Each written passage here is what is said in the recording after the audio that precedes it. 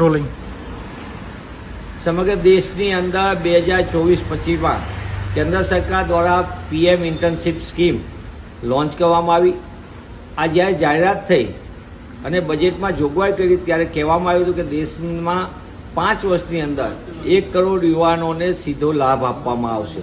આ યોજનાની વાતો મોટી મોટી, જાહેરાતો મોટી મોટી, પણ હકીકત જમીન હકીકત તપાસતા આ PM ઇન્ટર્નશીપ સ્કીમ હેઠળ સમગ્ર દેશની અંદર 3400 યુવાનોને લાભ મળ્યો.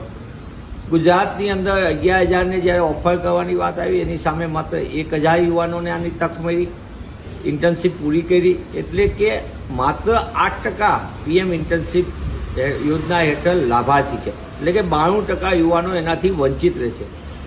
એક તરફ ગુજરાત ઔદ્યોગિક રાજ્યમાં અવ્વલ નંબર ઉપર હોય, મોટા મોટા દાવા થાય, મોટી મોટી કંપની, કરોડો રૂપિયાના રોજગારની, કરોડો રૂપિયાના રોકાણની વાતો થાય, અને બીજી બાજુ ગુજરાત જેવા પ્રગતિશીલ રાજ્યની અંદર અનેક વિસ્તારોમાં યુવાનોને રોજગારની તક ન મળે. આ સંપૂર્ણપણે આંકડા ભારત સરકારના આંકડા છે અને ભારત સરકારના આંકડાએ રોજગારના મોડેલની પોલ ખોલી દીધી છે. ત્યારે હું આપના માધ્યમથી માંગ કરું છું કે ગુજરાતની ભાજપ સરકાર ગુજરાતના યુવાનો સાથે છેતરપિંડી બંધ કરે. દેશની મોદી સરકાર, કેન્દ્ર સરકાર દેશના યુવાનો સાથે છેતરપિંડીને વિશ્વાસઘાત બંધ કરે. આ યોજનાનો લાભ સાચી રીતે અપાવવા માટે યોજનાને સંપૂર્ણપણે વાસ્તવિકતા રજૂ થાય અને ગુજરાતના યુવાનો, દેશના યુવાનોને સાચા અર્થમાં રોજગારની તક મળે.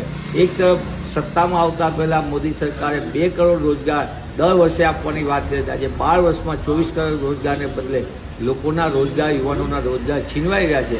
ત્યારે આ સંપૂર્ણપણે આ બાબતની તપાસ થવી જોઈએ, આનો અહેવાલ જાહેર થવો જોઈએ અને જે યોજનામાં મોટા પાયે ખામી છે, જેના કારણે યુવાનો રોજગારથી વંચિત રહે છે, એમાં તાત્કાલિક સુધારો કરવો જોઈએ.